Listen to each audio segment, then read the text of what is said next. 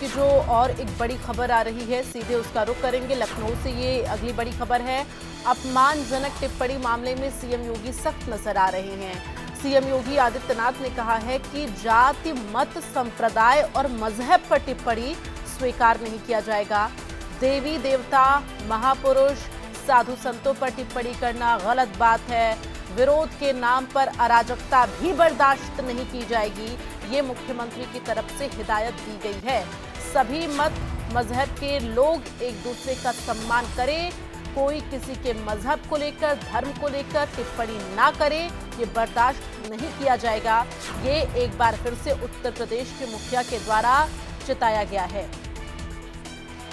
और लगातार निकिता हमारी संवाददाता लखनऊ से बनी हुई है, सीधे उनका रुख करेंगे। निकिता, उत्तर प्रदेश में जब से मुख्यमंत्री योगी आदित्यनाथ आए हैं, ये लगातार सख्ती देखी जा रही है। उनकी तरफ से हिदायत भी दी जा रही है कि जाति, संप्रदाय, मजहब के नाम पर टिप्पणी ना की जाए। वो कोई भी जाति संप्रदाय हो, ये गलत है। लेकिन बार बार ये तस्वीरें सामने आती है, बार बार इस तरह के स्टेटमेंट सामने आते हैं जब धर्म, मजहब के नाम पर अभद्र भाषा का प्रयोग किया जाता है, अभद्र तरह से बयान और टिप्पणियां दी जाती हैं।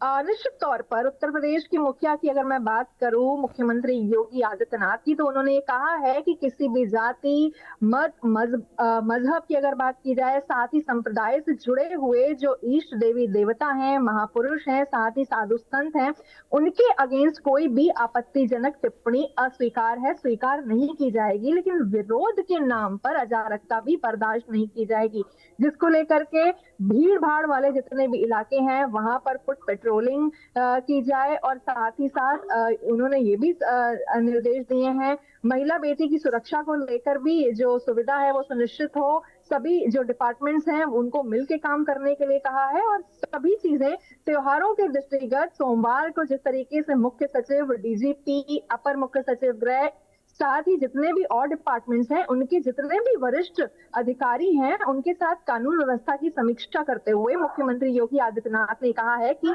हर मत संप्रदाय की आस्था का जो सम्मान है वो करना चाहिए और महापुरुषों के प्रति प्रत्येक नागरिक के मन में जो कृतज्ञता है का भाव होना चाहिए। लेकिन इसके लिए बाध्य नहीं किया जा सकता और जबरदस्ती किसी पर थोपा नहीं जा सकता। और मुख्यमंत्री ने यह भी कहा है कि कोई भी व्यक्ति अगर आस्था के साथ खिलवाड़, फर्जीवाड़ा करेगा, महापुरुष, देवी देवता, संप्रदाय के साथ, आस्था के साथ खिलवाड़ करेगा, अभद्र टिप्पणी करेगा, तो उससे कानून के दायरे में ला करके कठोरता पूर्वक जो सजा है वो दिलाई जाएगी। लेकिन सभी मत, मजहब, संप्रदाय के लोगों को एक दूसरे का सम्मान करना होगा। और मुख्यमंत्री ने यह भी कहा है कि विरोध के नाम पर अराजकता, तोड़फोड़ और साथ ही जो इस सारी तरीके की चीजें होती हैं वो स्वीकार नहीं की जाएगी।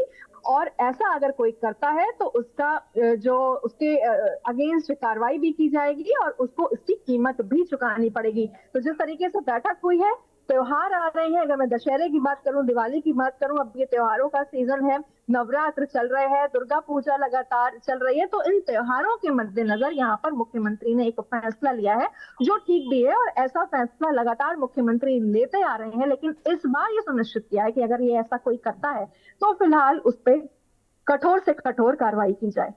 चलिए, तमाम जानकारी के लिए निकिता, बहुत बहुत धन्यवाद आपका।